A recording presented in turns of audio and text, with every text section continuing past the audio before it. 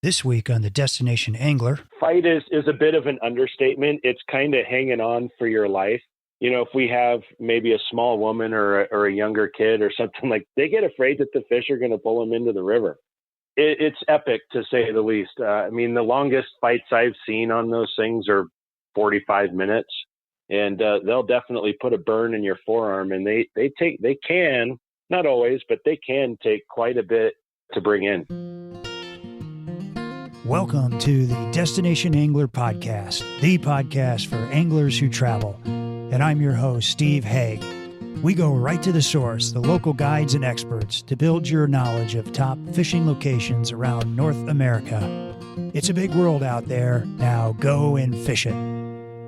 I'm going away for a while, but I'll be back soon. Whoa, whoa. Hey listeners, thanks for tuning in. Wanted to let you know about our upcoming episode on the Kootenai River in Montana with Tim Linehan, Linehan Outfitting, Libby, Montana, and Grand Bahama Island with Greg Vincent, H2O Bone Fishing. And be sure to backcast and catch last week's episode on the Lower Gunnison River in Colorado with Tim Patterson, Riggs Fly Shop. The Gunnison Gorge could be the best multi-day wilderness float experience in the lower 48. And if you're new to the podcast, be sure to hit that subscribe button so you continue to get the lowdown on top destinations in North America. And today, our destination is the North Fork of the South Platte River in Colorado. And our guest is expert guide and fly angler Jeremy Hamilton, 5280 Angler. The South Platte River is a world-famous fishery that attracts a lot of anglers, and for good reason. Here, anglers have a shot at that fish of a lifetime in revered sections like the Dream Stream, 11 Mile Canyon, and Deckers. Jeremy is here to share some strategies for beating the crowds by heading to the North Fork. Places like Boxwood Gulch, Meadow Ranch, and Rawhide Ranch offer private access that will rock your world, with opportunities to bend a rod for a trout in the 10 to 15 pound class, all within about an hour's drive from Denver. A little bit about Jeremy. He's a native Coloradoan who spent his formative years in Massachusetts, where he learned to fly cast on beaver ponds for brook trout in the Northeast. He moved back to Colorado in 1995 to attend college, but found fly fishing a bit more interesting than studying. So in 2000, he turned pro, guiding clients on such famous rivers as the Blue, the Colorado, the Williams Fork, the Arkansas, Clear Creek, and of course, the South Platte. With over 20 years experience on these world-class fisheries, let's listen while Jeremy dials us in to the incredible fishing opportunities on the South Platte and the North Fork for that fish of a lifetime. So welcome to the show, Jeremy. Thanks for having me, Steve. Yeah, you bet. Excited to have you here. So you have been out fishing in the late fall here. How's the fishing been there in Colorado? Fishing has been excellent. We've been running into a lot of great weather recently. Colorado is kind of known as being a snowy kind of place, but really in the fall we have pretty ideal weather, and it makes for some absolutely fantastic fishing. And we've been keeping super busy with it. That's great. Yeah, good for you. So you can kind of extend that guide season a little bit. Oh, the never-ending guide season is what it's been. Good and bad, right? Yeah, exactly. So what's the conversation you have with clients who are booking trips in, mid to late November? Well, I mean, it's kind of like any time. Weather is or can be a factor, and we just let them know it may not be 70 degrees and sunny. It might be 30 degrees and snowing, and we just make sure they're aware of that and prepare for that with lots of layers. Okay. And you guys pretty much go rain, sleet, snow, unless it's dangerous? Yeah, pretty much anything, as long as we don't have dangerous conditions. If it's going to be dangerous to get to the river or dangerous to be out there, wind chills, we can see, and I already have seen negative temperatures, and it definitely makes it unpleasant and even unsafe. Yeah, I got you. Well, when you and I first talked a couple of weeks ago about doing the show, I asked you about the South Platte. I was thinking, let's do a show in the South Platte. And your comment was, hey, a lot's already been said about this great fishery. Yeah. And we kind of talked about focusing in on the North Fork. And I'm kind of curious, why are you so excited about the North Fork? What is it that makes it so special? Well, the South Platte, like you said, there's been a lot of people talking about it, lots of literature about it, and it's well known, lots and lots of public access, but it gets crowded. The North Fork of the South Platte, unfortunately, it is primarily private water, but The good side to that is that you can get away from the crowds. And then even better than that, having some water to yourself, you also get potentially absolutely giant fish over 30 inches. What's Jeez. not to get excited about that? You're right. Yeah. And it's close to Denver. Like you said, it's just an hour away? 45 minutes to an hour. Yeah, it's super close. Wow. And some of these sections you're fishing are relatively new in terms of opening up for private access. Is that right?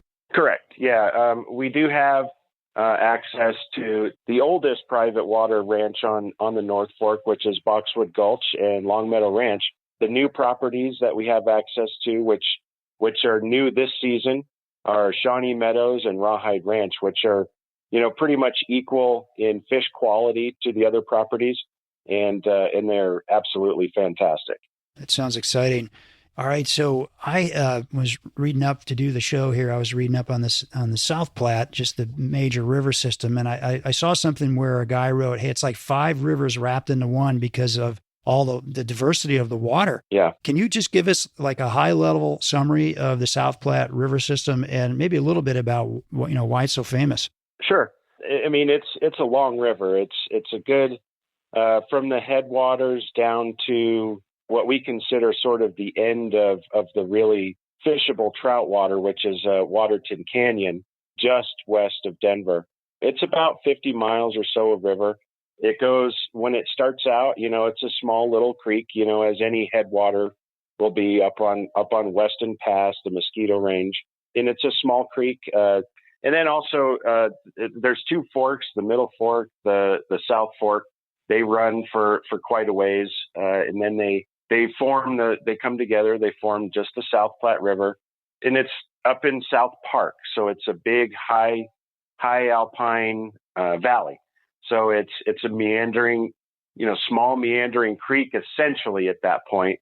Then it runs through Antero Reservoir down, and from there it's not the greatest fishing in the world, but there's definitely fish and you can find solitude. Then it goes down into Spinney Reservoir, and from there is when we hit the famous sections. Below Spinney Reservoir, we have the Dream Stream section, which again is a meandering creek. It's just a little wider than it is up above. That's what's known for having big fish during spawning seasons. Right now, we're finishing up the brown trout spawn and kokanee salmon. Monster giant fish. 30-inch fish come in there, but so do the crowds. When you have fish like that, it's going to draw people. And that's a couple mile stretch, 2 miles as the crow flies, but with all the meanders and so forth, it's probably closer to 6 when you walk it. So it's quite a lot of water to fish. From there, it goes into 11 Mile Reservoir, and below 11 Mile Reservoir is 11 Mile Canyon. So you go directly from meandering meadow stream down into a pretty steep canyon, and it takes on a completely different feel. I mean, again, from a meadow to a canyon, faster water, you got pools, you have big boulders in the river. And then, it goes there for 9 miles like that, and then goes down for another ways into some private property, and then down into Cheeseman Canyon. And again, you've got a canyon very similar to 11 Mile Canyon, except there's no road that goes along it. So it's all hiking. So it gets crowded, but it's all relative because it's all hiking water there. It's, a crowded day, you can still get away from people. Whereas in 11 Mile Canyon, you're going to have people kind of the full length of it. The road does run the full length of that stretch. Okay. From a Cheeseman Canyon, you go down, and, Cheeseman Canyon is known as a very technical tailwater because it does get pressured. The fish get big. Then you're talking a lot of smaller flies, lighter tippet, that type of thing. Perfect presentations, but some big rewards as well. Yeah. Then from there it goes down through the Decker section for 17 miles, which is a combination of, I wouldn't say quite meadow, but it's relatively flat. It only drops, I think, about 800 feet in elevation from Decker's down to the confluence of the North Fork, which is, it's 17 miles, but there's some canyony sections, there's some flatter sections, a little bit of everything. You kind of get the full combination of all the sections when you fish all down through there. And then it meets up with the North Fork and goes down into more canyons from there.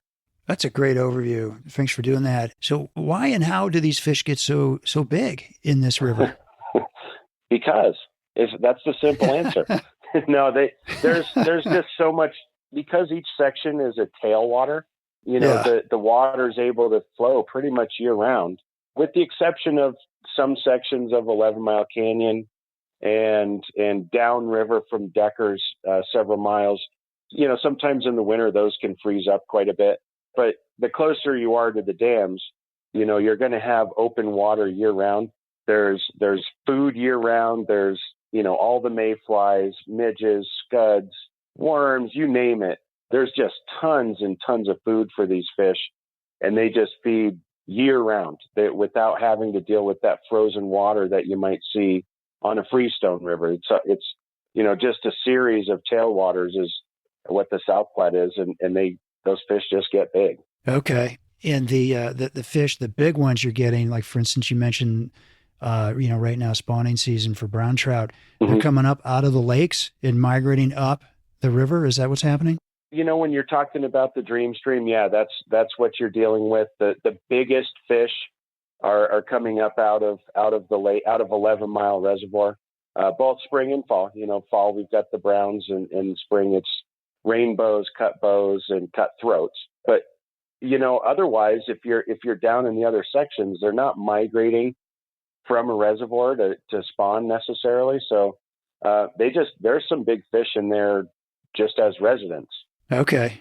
We get fish anywhere from 12 up to, I've seen 30-inch fish in the Deckers area. Oh, have you? And, everything in between. Most average fish are 16 inches, though, which is still a fantastic fish. I'd take it all day long. Sounds great. Yeah. All right. So with COVID, you guys had some record numbers of people calling you to book trips, but I'm hearing record numbers of people out into the backcountry as well on these rivers. How do you deal with these crowds? Well, that's exactly where private water has come into play. Yeah. I'd say this year I did more trips on private water than any other year, by a lot. Typically, like say you're at Deckers and you want to get away from the crowds. Well, you just drive a little bit. The guides, typically we can only be in certain sections of that river. So, if you want to beat the crowds there, you just kind of go to where the guides aren't. It's an obvious answer, but it's one that unfortunately a lot of people don't look at. They look at, well, this is where the guides are at, so this must be the good spot.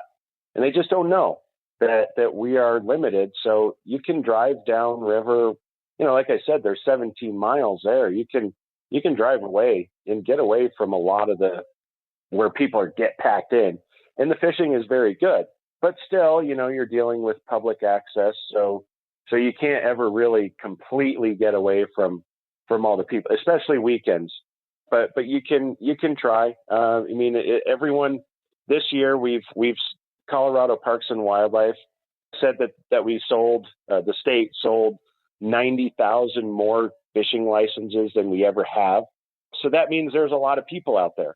When there's that many people, it's tough to be on public water and get away from everyone. So the best answer that we have is to fish private water. And when you have private water, of course, it's right there in the name.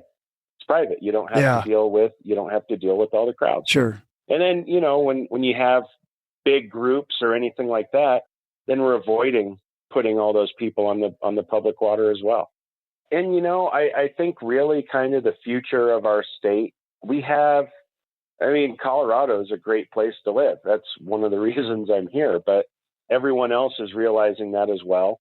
So yes, public water this year has been a little more busy than it typically is, but I think that's going to be kind of the norm. We have so many people moving here from from all over the place that they just, all the public water is just getting more and more crowded all the time. And I think that's kind of here to stay. And that's why there's more and more private properties that are opening to fishing. Yeah, we fished Colorado last summer, and we hit some private water and just had a fantastic time. And all to ourselves. It was really great. I'm so glad it cost a little money to do it, but boy, if you're going to fly all the way out to Colorado, you might as well get the most out of it. Right. Yeah. I mean, if you're going to spend the money, get yourself some fish. Right. And we did a show a month or two ago with Tom Caprio, also from 5280 Angler. And Tom talked about, getting away from the heat and the crowds down low and getting up high into those high mountain lakes and streams. And that's another way to beat the crowds. Yeah. And, some of us are a little lazier than that, though. But that's, for the adventurous people that's the best way to do it. Plus, I mean, the scenery is just unreal. And you can catch some amazing, and the fish that you have to work harder for are definitely that much sweeter too. They're a little more memorable. Yeah, I agree with you. Oh yeah. Just briefly talk to us about proper etiquette when things get busy. Oh yeah. Unfortunately, it's a very good thing to talk about, because unfortunately not enough people either care to have proper etiquette or they just don't know. And I'd like to think that that's more the case, that they don't know, they're new to the sport. Some people can't afford to hire guides and learn from other people. So they just go out and do it. And, when they see someone else having success, well, naturally they're going to start moving towards that person and getting closer than the other people might like. So really the best thing that the practice that I use when I'm fishing a public stretch of water on a busy day, because there's not always, not every piece of the water has fish. They're going to be in certain holding areas, as we all know that. So, you try to get into these spots, but if they're taken, what do you do?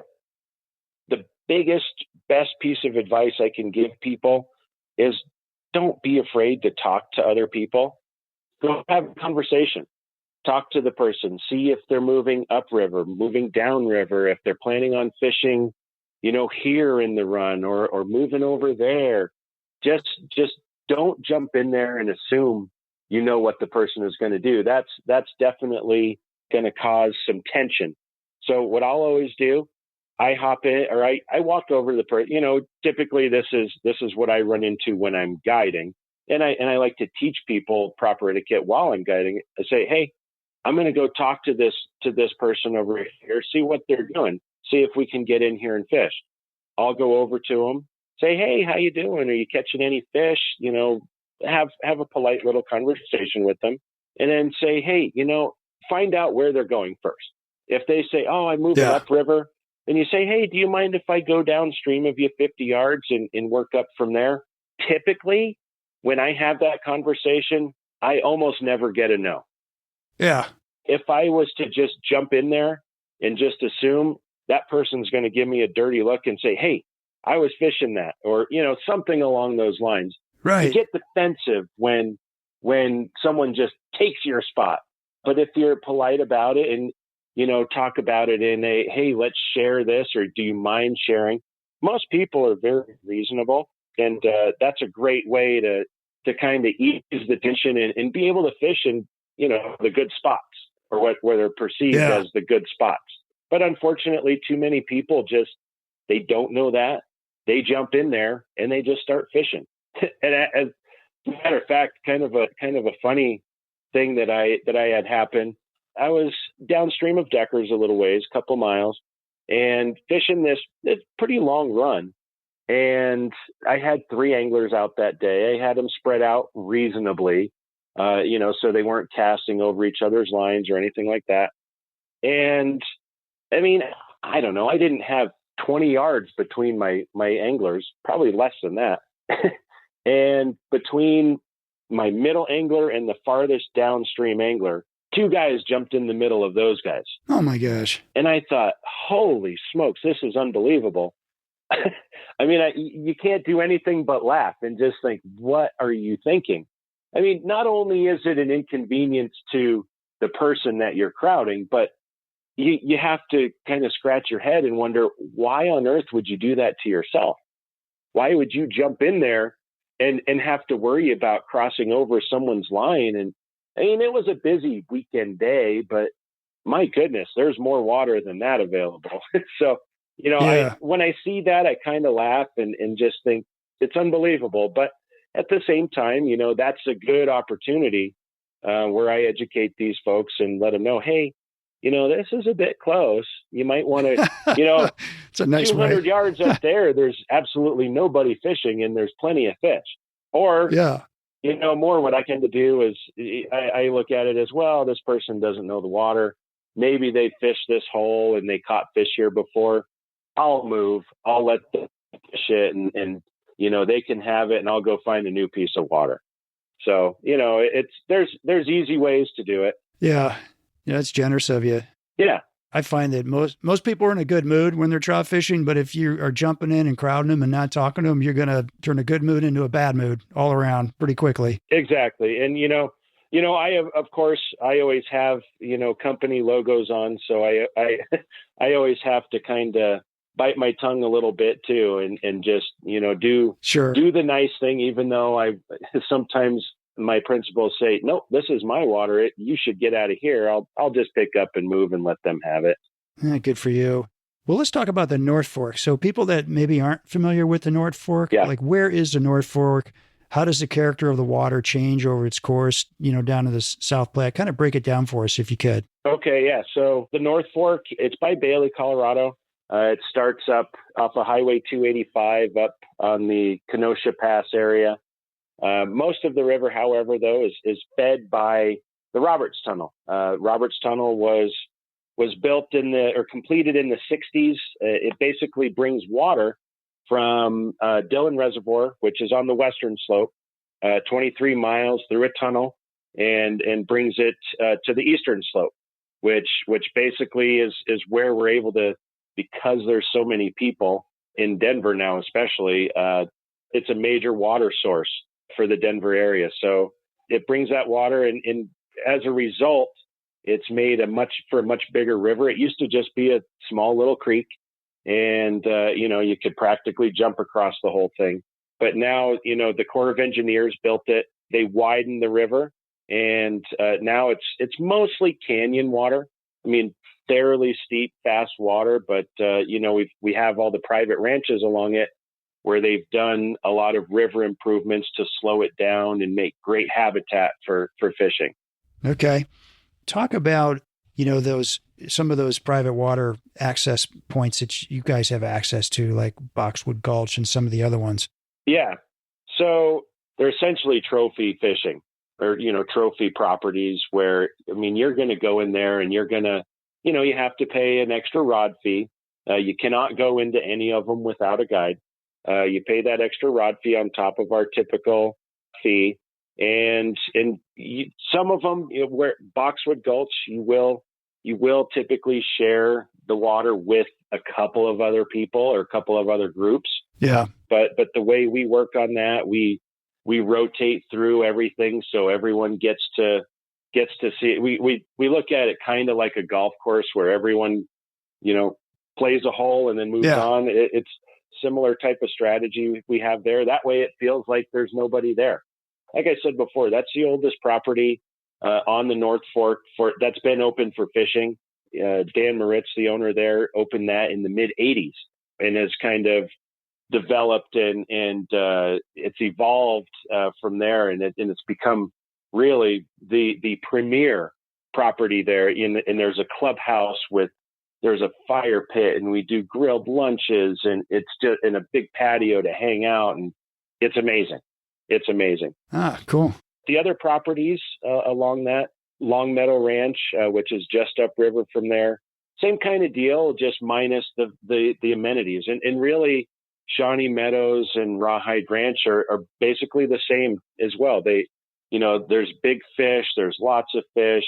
And for those properties, it's more about the fishing, whereas Boxwood Gulch is about the entire experience. You have the amenities, but the other ones, they're fantastic, and they do have, picnic tables, and we typically do grilled lunches at all of those. And it's still, a major step up from fishing with 600 other people that you don't know, on the public waters. Yeah, I could see that. That's really cool. So talk about, these big fish. So what's a typical day, and when a client calls you, like, how do you set their expectations? I mean, is it, you're probably going to tangle with something over 20, or is it something else? Well, typically when people are calling to go to these places, they kind of know what they're all about to begin with. I mean, they're not unknown. Hey, I heard about this. Tell me all about it. It's, hey, I heard about this place. I got to go. I see. But if they don't know, I mean, we definitely do have people that aren't really aware of it. They've been they heard about it through the grapevine and they want to check it out. But, a lot of these properties, a 20-inch fish is kind of, I don't want to say the average, but that's a majority of our catch are 20 inches and bigger. I mean, you're going to catch fish, 14 to 16 inches. I mean, that, just like anywhere, you're going to have a range of fish sizes. But unlike all these other places where you might find an occasional 30-inch fish, we regularly see and catch, not just I hooked one, but actually land and put our hands on and get pictures of 30-inch fish. Wow, man. Do you hear from your clients quite often that's, my biggest lifetime fish? Oh, absolutely. Absolutely. Like all the time. I'll bet. I mean, how many people do you know that have caught 30-inch trout? One, you. Right. Yeah. I mean, that's the thing. I don't know anybody. Yeah. I mean, most people have never even, and I hear regularly too, that this is the biggest fish I've ever seen in my life, much less this is the biggest fish I've ever caught. Most people don't see fish that big. And we get people on them there on those properties regularly. It's a regular occurrence. Yeah. If I catch a 30-inch fish on public water, I get really excited. I mean, and to be perfectly honest, I've never netted a fish for one of my clients on public water that was 30 inches. Biggest was 28, which is still a giant fish, but huge. That's something to get ridiculously excited about. But when you net a 30-inch fish for us, as guides, when we net a 30-inch fish on these properties, I hate to say it, but it's kind of like, I mean, we do get excited, of course, but it's almost like, ho hum, just another day.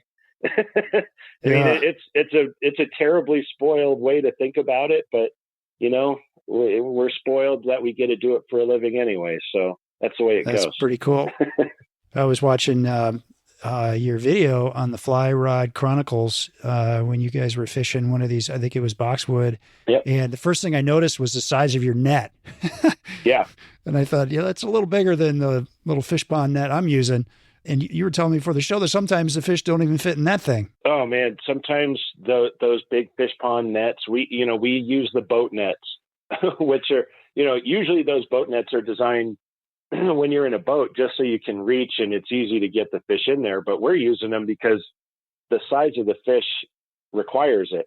And even then, those things are sometimes a little undergun. You get that fish in there, then you have to put your hand over the top just to keep the thing from flopping out.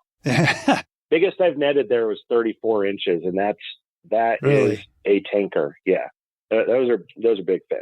How old is a 34-inch? Was it a brown or a rainbow? Rainbow.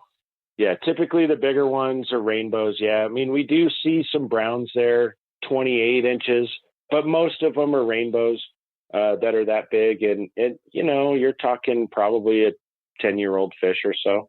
For sure. Yeah. What kind of a fight do they put up? The laugh should say it all. Yeah. Fight is a bit of an understatement. It's kind of hanging on for your life.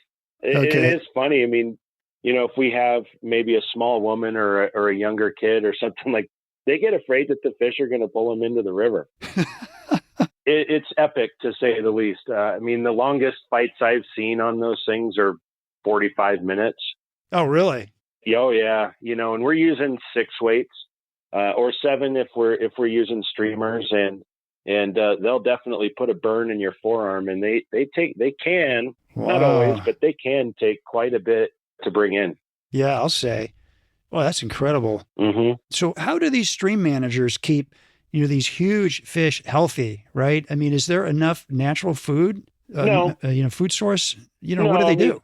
It's, it's not, we're not going to be dishonest and say, oh yeah, these are all naturally fed fish.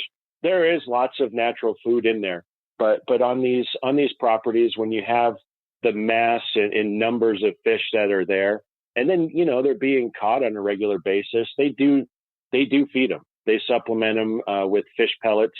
And, typically on most of these properties, it's just a once a week thing. They're not fed daily or multiple times a day. I've heard stories.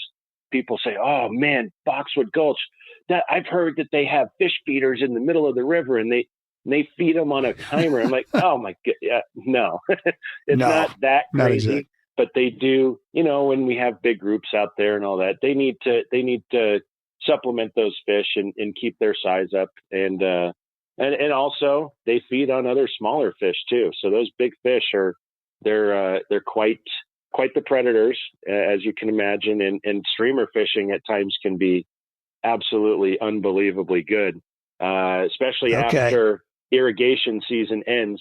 Most of the properties have hay, and there's little feeder creeks that come in there that they close off for irrigation. But once those things open up and drain into the river, then lots of little brook trout, little rainbows and all that get into the river. And and then streamer fishing can be excellent. Those poor little guys never see it coming either. What time of year is that? That's typically late summer. Okay, like August, September? Yeah. When they start, when hay harvesting season or hay cutting season starts. Sure. It's all the hay's grown, so then they turn off let open all the irrigation creeks, and then brook trout, brown or little rainbows and all that make their way into the main river and meet their doom. I gotcha. Yeah. Is it all catch and release? It is. Yeah. I mean, all these properties, not only is it just catch and release, but they all require barbless hooks as well. Oh, that's great. Yeah. Wow. Have you lost some big fish because of those barbless hooks? I bet you have. Oh, we lose more than we land. I mean, it's, and we're using 2 and 3x tippet. So, I mean, we're able to put a good amount of pressure on these fish as well, and they're still breaking flies off, which, if you can imagine that. 2x. Oh my gosh. Yeah. Yeah. It's amazing what these big fish can do, especially when we have high flows out there. But, when you have barbless hooks, even the little guys, you're going to lose fish. We typically land about a third to maybe half of the fish that we wind up hooking in a day. And we still wind up putting a lot of fish in the net typically. That sounds like a lot of fun. How are the flows? Like, how's the weighting? The flows vary. I mean, it's all dependent on water needs in Denver. Right now, flows are at about 130, which is very manageable. You can kind of fish all parts of every run, but then they can go up in the summertime as high as 800, which it's not a giant river, and that's you wind up just fishing the edges, and then when you hook one of those big fish, it's that's a chore to get those guys in. Yeah, but the river is pretty slick too, so it can be dangerous. So we definitely watch out on those days. But all the properties too have kind of easy access, and they're designed in a way, like I said, they've done improvements to the river, and they kind of manicure things so that in high water conditions, everything is still fishable. Nice. And safely, more importantly, safely. Yeah. Is there public access on the North Fork? I mean, worth talking about? Are there some spots? Boy, there's a little bit, in the town of Bailey or just outside Bailey, there's a little bit of public access. It's not much to write home about, mostly because the river really, like I said, it's a kind of steep river. It needs to have those improvements done to it to slow it down in order to keep fish there. Now, that being said, people do go fish those sections, and they do wind up catching some big fish out of there. But it's not really one you want to make a destination out of. It can be hey, I'm driving up to the mountains. Let's stop here for an hour and fish. It's not, the North Fork is not really what we, at least not through that section, not really what we consider hey, let's go check this out and fish for a day. Okay. It sounds like I might occasionally tangle with a private water escapee from time to time if I'm lucky. Absolutely. Yeah. Yeah. And we hear from residents of Bailey all the time that, oh, hey, I got one of those big fish the other day. And of course, a lot of those people, they can bait fish on there, and they tend to, bait fishermen do have the tendency to keep and eat fish, which is, of course, their prerogative if it's legal. Okay. Well, let's switch gears and talk about you a little bit. So Okay. How did you end up in, Colorado as a guide for 5280 angler? Oh boy. Well, I learned to fly fish when I was little back east. And when we moved back to Colorado in 95, going to college and going fishing and sometimes claiming that I was attending college, I just really got, it just kind of took over my life. It's something that I just, even when I was in high school and all, I'd play sports and all that, but then my buddies would be like, hey, you want to go do this? I'm going to go fishing. And it's just something that I remember as a kid, even thinking, watching the old bass fishing shows like Roland Martin and Bill Dance and all that. I remember thinking, when I grow up, I want to make a living fishing. A little bit different path, of course. It's tough to make a living having a fishing show, but being on the river every day really appealed to me, especially as I was spending more and more time doing it instead of going to class. And much to my parents' dismay, wasted tuition. I regret that a little bit, but I always claim that it got me the education that I need for the career path that I wound up taking. So, it was just something that was kind of always in my blood. And, my dad taught me, and we always went fishing and all that. And it's just kind of hanging out at shops, talking to people, and just eventually got into guiding, and I guided for a couple other outfitters before 5280 Angler. When 5280 Angler was started, I think this was our 9th season that we're kind of finishing right now. I knew the owner, Jay Baiki. I met him with one of the other outfitters that I guided for. He was guiding there as well, and he just didn't like the way it was being run and decided he wanted to do it on his own. He started 5280 Angler, and then the other guy that he started it with, who's no longer a guide with us, they would constantly ask me, hey, you should come work with us. You should come work with us. Working on you.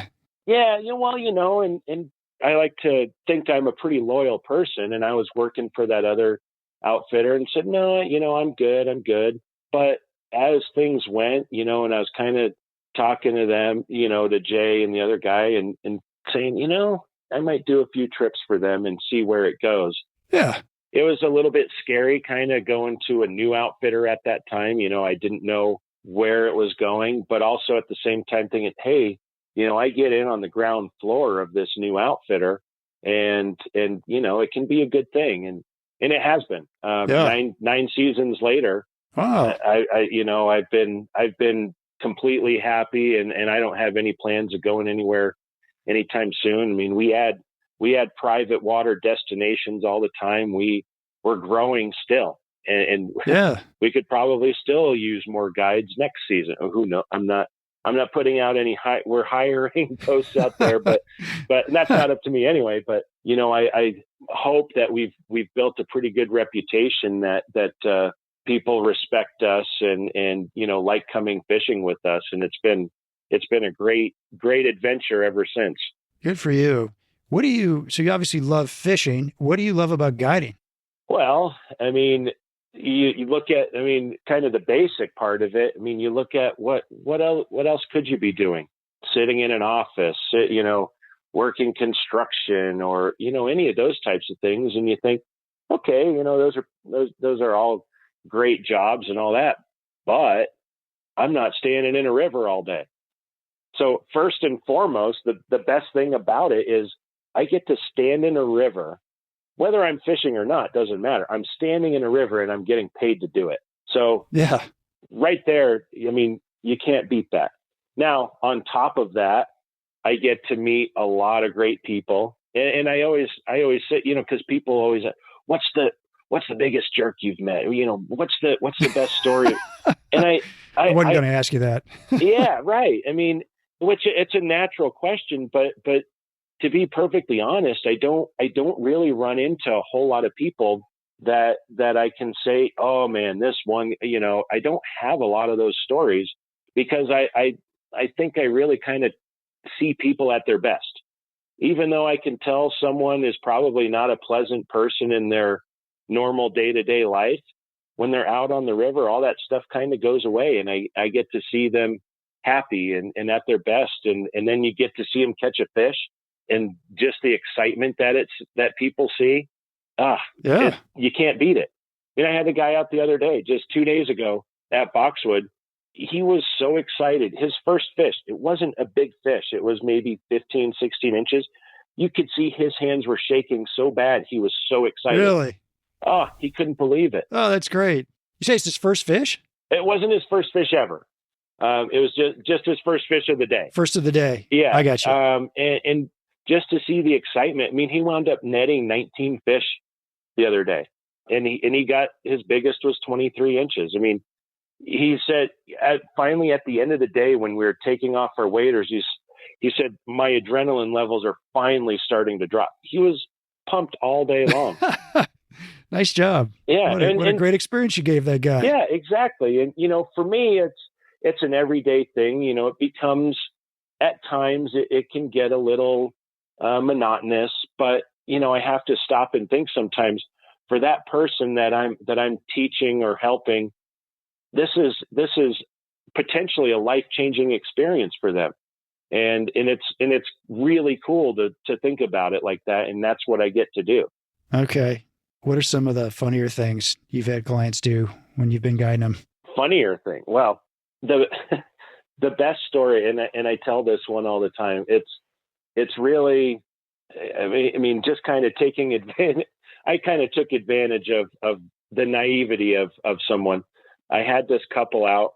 This was, I don't know, 5 or 6 years ago. This couple was out here visiting from New York. And, the typical, the city folks, New York City folks, but truly they'd never really been in the outdoors a whole lot. The day before they came out with me, we went to the Dream Stream on the South Platte. The day before they came out with me, they went whitewater rafting, and the rafting guide was messing with them too. We have to keep it light and interesting for ourselves, but back to my day with them, they were fishing and the lady's asking about what types of fish are we going to see here. And I said, rainbow trout, brown trout, the typical, and maybe cut bows and all that. And she said, are we not going to catch any piranha browns? I said, piranha browns? What are you talking about? So she said, well, we went rafting yesterday and our guide there, we told our guide there that we were going fly fishing, and he told us to watch out for the piranha browns. That's hilarious. It's like, okay, well, this guy's messing with you. She said, oh, really? Well, he seemed pretty serious. No, he was messing with you. There's no such thing as a piranha brown. I mean, browns can be pretty aggressive, but not quite to that level. Well, you never know what genetics can do. Well, you never know. So, of course, an opportunity presented itself to me later that day. Out there in the summertime, we get white pelicans migrate, and they're typically around on 11 Mile Reservoir and on Spinney Reservoir, and they make their way along the river as well. They eat fish, of course. So this lady sees the pelicans flying around, and she's looking at them, kind of like scratching her head. And I know the wheels are turning, and she looks at me and says, what are those? I said, well, they're pelicans. They're great white pelicans. And she just kind of stops and thinks about it for a second. She said, well, how did they get here? Thinking they're from the ocean, probably. Well, right. Yeah. So that, of course, immediately I think, oh, this is a gift. She's throwing up a big softball here for me and I get to mess with her. So I say, oh, well, you're not aware. They actually take them here, or they bring them here from the Mississippi, from the Gulf of Mexico. They bring them here on the Pelican train. And she just stops. And she's like, wait, what? And like, the Pelican train, they bring them here on the Pelican train. And you could tell she's really, those wheels are cranking hard in her head, thinking, wait a second. And I mean, I couldn't leave it at that. I just had, I mean, I'm not going to leave someone with that kind. I said, no, they just fly here. They have a migration route and all that. But I mean, she wasn't sure because she'd never been in the outdoors and saw this wildlife. But it really struck me as very funny that she's asking how pelicans with these big old wings, how they got here. So, I mean, of course, everyone thinks they're on the ocean. So, yeah. Yeah. Oh my God. Well, and if she's listening, we love you and keep coming back. Love to have more of you. Yes. I, for the life of me, couldn't even come close to remembering her name though. So, right. You guys see some wildlife when you're out there in the backcountry of Colorado, don't you? Oh yeah. Yeah. Fortunately, never any serious situations. I've never come across mountain lions, which is good. I've heard that's kind of a scary deal. Yeah. But my most harrowing tale was actually from this past summer. I came across a moose, which, we regularly see moose, but I was actually out on the Williams Fork River. And as it happened, Tom Caprio, your previous guest, our guide, was out there as well on a separate trip. And he was downstream of me, and he just kind of signaled to me. He made a noise, got my attention. Then he put his hands up on his head, to simulate like antlers. Yeah. So I'm like, oh. So he's telling me there's a moose nearby. So I tell my clients, oh guys, there must be a moose nearby. And I was like, get out your cameras. We might see a moose. Well, that moose popped out of the willows, not very far away. And we're on the path right next to the river, and, river on we're looking downriver, river on our right side, willows on the left. And I know that's where that moose just came from. And I'm like, well, and we're both standing on the path looking at each other. I'm looking at the moose. He's looking at a bull. Fortunately, it was in the spring, so his antlers were only probably 4 inches long, but he didn't like that I was there. I'll bet. So I started reaching for my camera. As I was doing that, he started to charge at me. Oh, really? The Holy fear smokes. that came over me was I've never been scared like that in my life.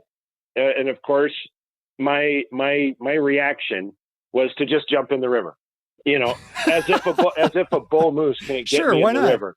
But what else would you do? I'm not going to take him on. That's for sure. Oh, so sidestep him. I jumped in the river. I think that was enough. It just startled him. But I'd say he got within, I don't know, 20, 25 feet, something like that. That's as close as I ever want to see a moose, I'll tell you. Yeah. But yeah, he just turned off, went into the willows and ran off. But I had to, I think I had to change my shorts after that. It was an experience for sure. Ooh. Yeah. I thought you say you're reaching for your bear spray instead of your camera. That's, no. Do you even carry berries? Do you carry that out there? I don't. Typically where we're at, I think there's enough human activity that animals like that tend to just kind of stay away. Yeah.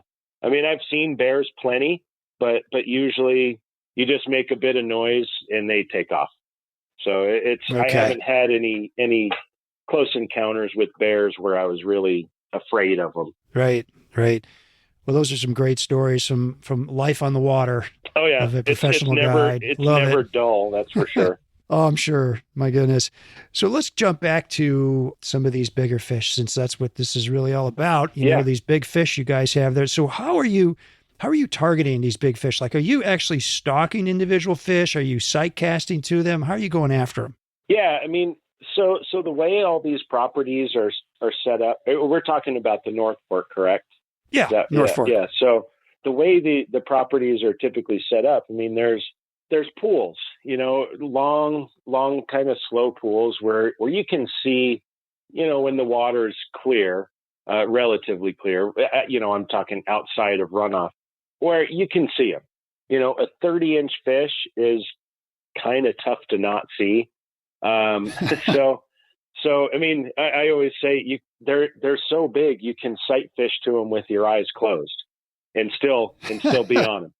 So yeah, I mean, we're able to sight fish them. You don't typically have to stalk them, where you're kneeling or getting behind a bush, anything like that, just because they don't have a whole lot of natural predators. When they reach that size, there's not much Right. that can swoop down from the sky and pull them out of the river.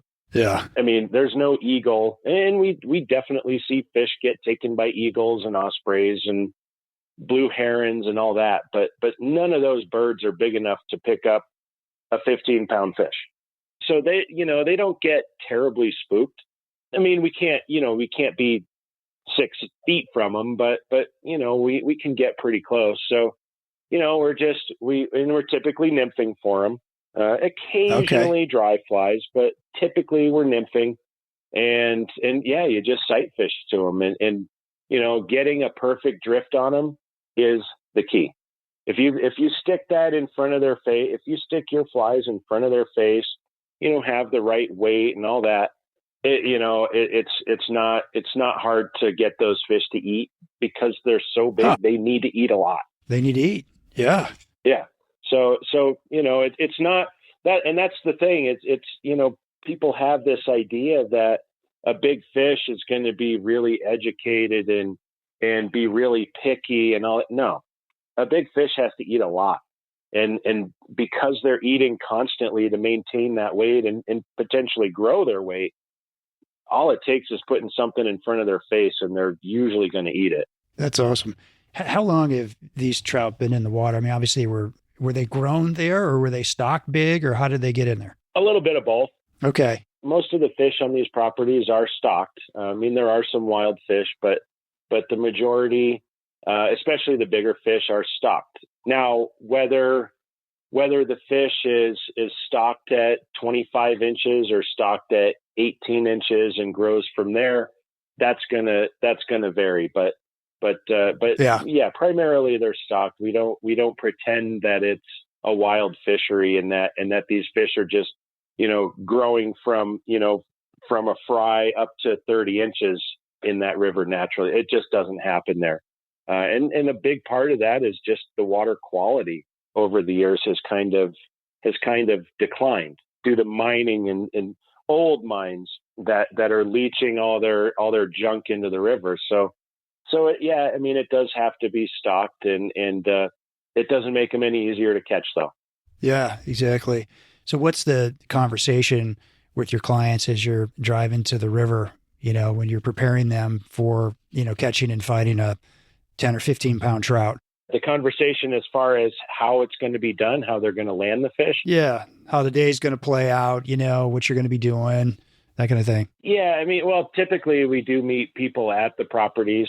It's just the nature of it. We don't, the fact that we don't have a fly shop and all that, we just meet them there. But the talk that we have in the morning, especially for people that haven't been there, I'll run through how we fight these fish. I mean, I tell them, you're going to hook big fish.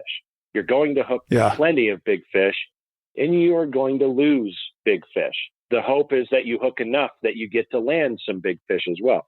But the biggest thing is, as far as landing these fish and being able to actually bring them in, is just keeping the proper tension and pressure on these fish.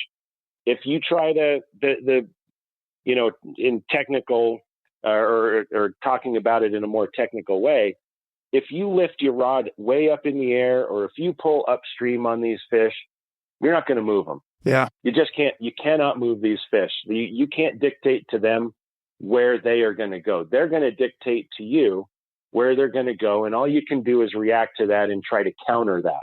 So the conversation I have with them is, in most, I think most guides are going to have the same philosophy, but we keep our rod pressure angled downstream and to the side. That's going to keep that fish's head turning in towards you. I see guys pulling upstream and try to kind of angle it in that way, and that to me makes no sense. You're using geometry and physics against you at that point.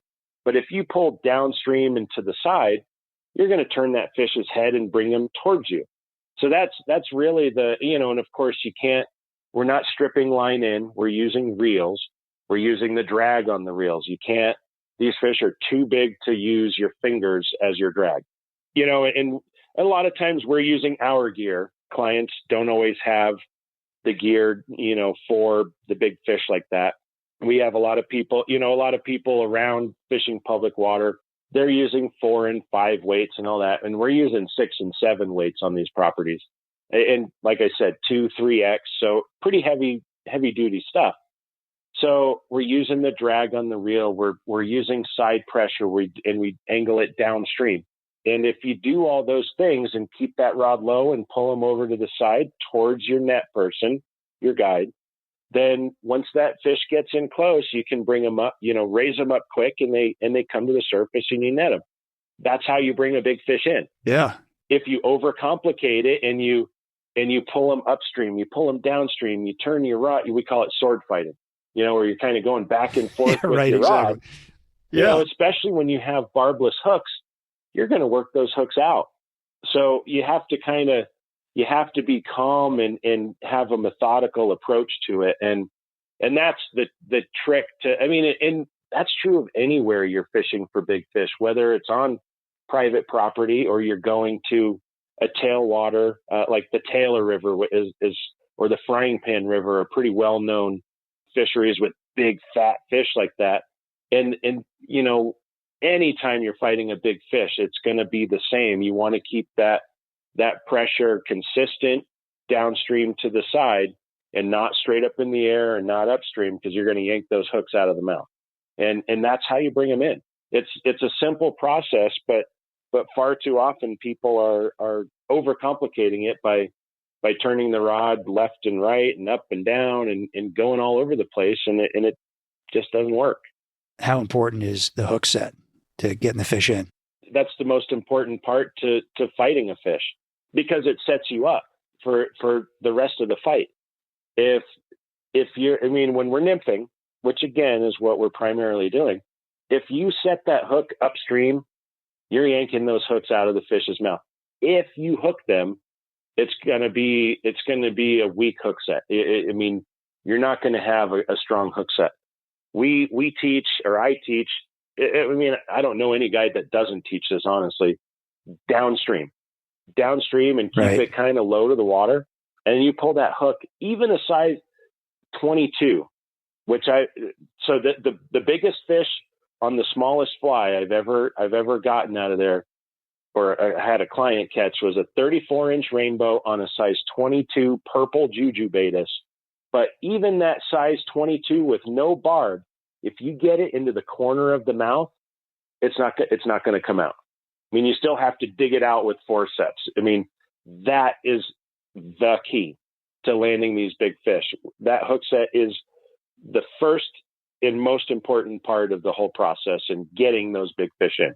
And so you're casting upstream the whole time then? You're never really fishing downstream? Well, the only time we're fishing downstream is, Colorado tends to not be a wet fly. We just tend not to do wet fly. It doesn't mean that they don't work, where you cast it downstream quartering and you swing it across. Doesn't mean it doesn't work. Sure.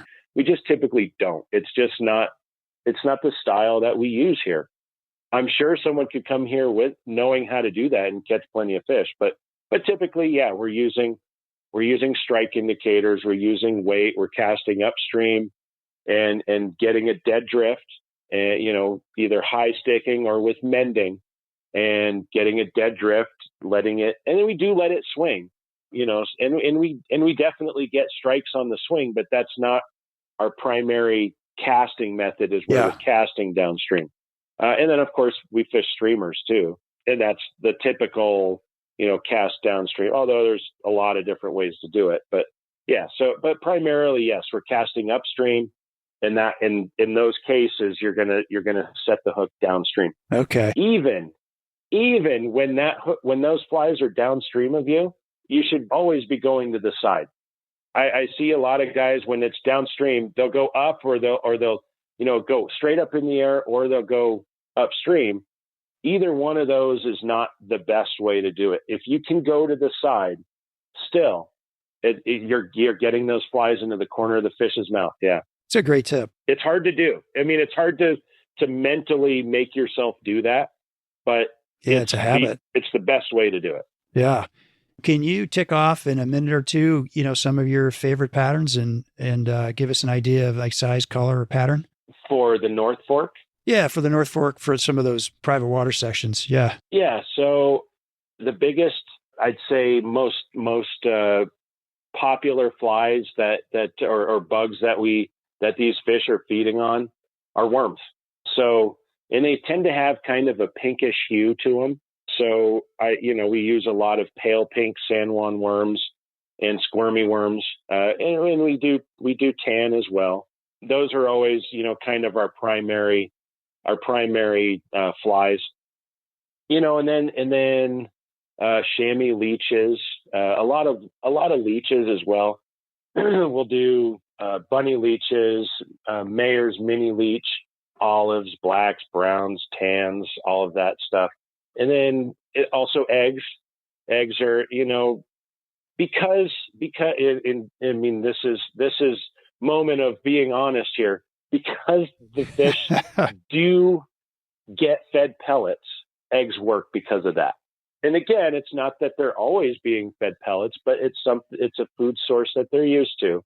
So they do respond to that quite well. But then I like some of my, kind of summertime standbys there are ants. We actually, there's lots of black ants along the river, in the trees, on the banks. They wind up in the river a lot. And as most people know, ants are like crack to trout. They cannot resist them. When they are there, they eat them. And this past summer, that was absolutely by far and away my top producer was an ant, whether it's fished as a dry fly or fished as a trailer on my nymphing rig. Ants were fantastic. Also, these black zebra midges, I think they accomplish the same thing as the ant. But that being said, there are midges there as well. So, also rainbow warriors work very well there. Mm-hmm. Usually smaller 18s to 20s. Red copper johns work well. Jujubatus, 2-bit hookers. A lot of reds tend to work very well in the North Fork. There are red quills that we do see hatching from time to time. So those can, I think that's what that red, all those red flies are imitating. Patch rubber legs. We do see some squala stoneflies in there as well. So patch rubber legs can work quite well. Anywhere from little guys, well, little being like a 10 or 12, up to size 2s sometimes. Really big ones. Oh, really? Yeah. So, wow. And I think they see those, the bigger ones, I think if you swing them, they see them more as like a streamer type of fly. So they work pretty well for that. Oh, and the biggest producer kind of year round out there is mysis shrimp. A lot of people don't realize that, they think, the North Fork, it's not coming out of a reservoir, but it is. It's coming through a 23-mile tunnel from Dillon Reservoir, which is where they've put mysis shrimp. And that's a known, everyone knows that. The river below Dillon, the Blue River, has mysis shrimp fed trout in there, and they get big. But they come through that tunnel as well. And mysis shrimp work very well. I mean, pretty much anything white. I have one that I tie, but a Mayer's Landon Mayer's mysis works really well. It's big and flashy. Charlie Craven's mysis works very well. It's basically just dubbing. Yeah, I mean, just simple white flies actually do very well. A white sow bug even produces pretty well sow for bugs. that. Mm-hmm. Okay. What size are those ants? 20. They're tiny. Really small. Really? Yeah, they're tiny. Oh, wow. Teeny tiny, yeah.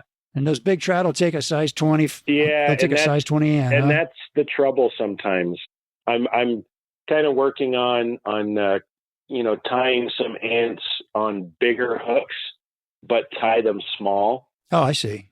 To accommodate for that. My biggest problem has been, the ants that I've been getting.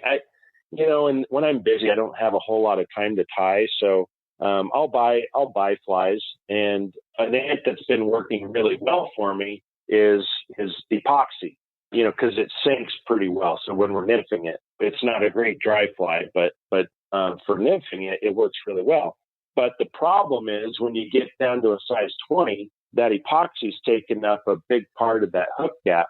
So it's tougher to hook the fish. And then when you do, you wind up straightening that small hook, especially if we're talking about big water, which we had 500 to 600 CFS through that most of the summer.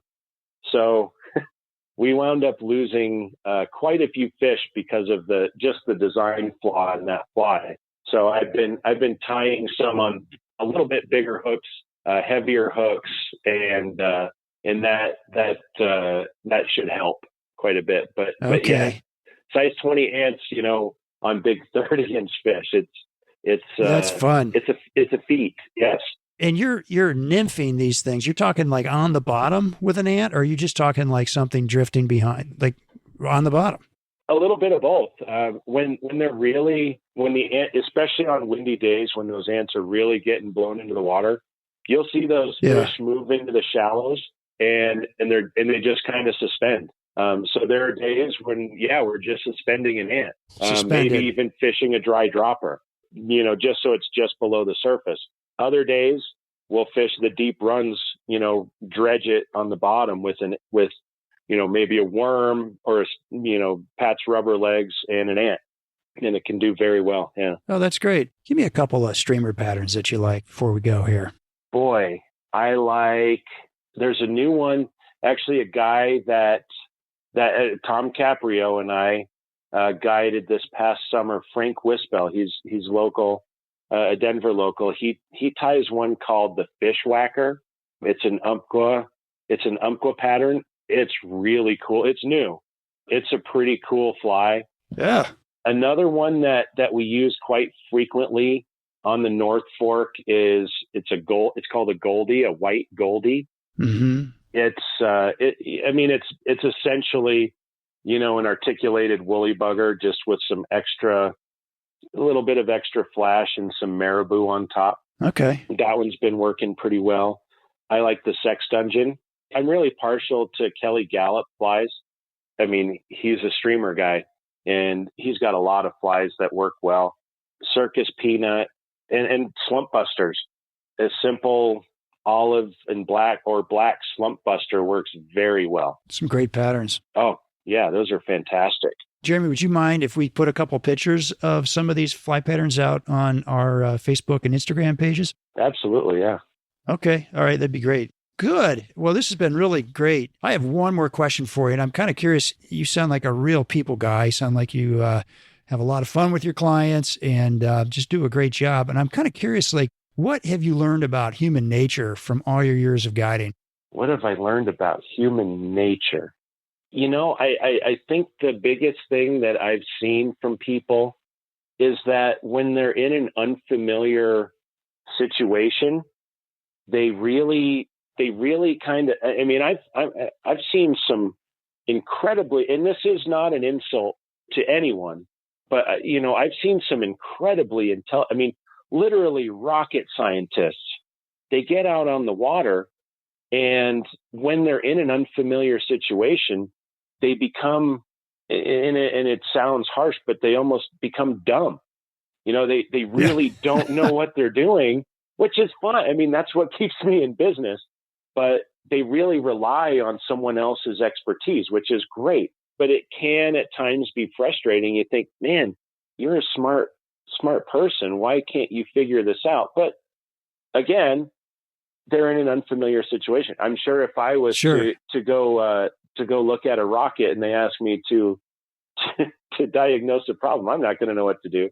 But it's just the fact that again, I know it wasn't meant as an insult, like, hey, people are dumb, but they really kind of let go of what they might know as common sense, and they really, really rely and lean on us to kind of tell them everything to do until they learn it and it becomes second nature to them. So that's probably the biggest thing I've seen from people. That's interesting. I don't know. I find that there's people that are just attuned to the outdoors and wildlife and, fishing and hunting and things. And some that they're just never going to get it. It's just not part of their makeup for whatever reason. Maybe they're, grew up in a city and it just never, I don't know. I always had that spark as a kid. I always wanted to be out there fishing or hunting or doing something like that. It was always just part of me. I meet people all the time, who say, I can relate. I had fish sticks for dinner last night. And that's like it. As far as in terms of fishing, Right. I mean, they're just not going to. So I know what you mean. At least they're getting out there and trying it with you. I think that's pretty cool. Yeah. And I'd say, on a more positive way, or in a more positive way, I think pretty much everyone, regardless of where they come from, what they do for a living, where they live, any of that, they all tend to appreciate the beauty of what they're getting to do when they come out on the river. Yeah, that's cool. Yeah. Well, wonderful. Well, hey, thank you so much, Jeremy, for being on the show. I really appreciate everything you're doing. And thank you all for listening. We will post Jeremy's contact information on our show notes, and we'll get pictures of Jeremy's top fly patterns and maybe some of those gigantic fish that he's been talking about from the North Fork out on our Facebook and Instagram page. And I just wish you extraordinary success in all of your guiding adventures, Jeremy. I appreciate that. Sure. And hey, feel free to email me with your comments and suggestions at shaig50@gmail.com. That's shaigh50@gmail.com. And if you find it in your hearts to give us a 5-star review wherever you get your podcast, we would really appreciate that. As always, our music is by A Brothers Fountain, which is a great little band out of Fort Collins, Colorado. Hey, hope you enjoyed the show, and we will see you again next week. Well, I'll go from the land to the shining sea. But I know there's more to life than what the eye can see.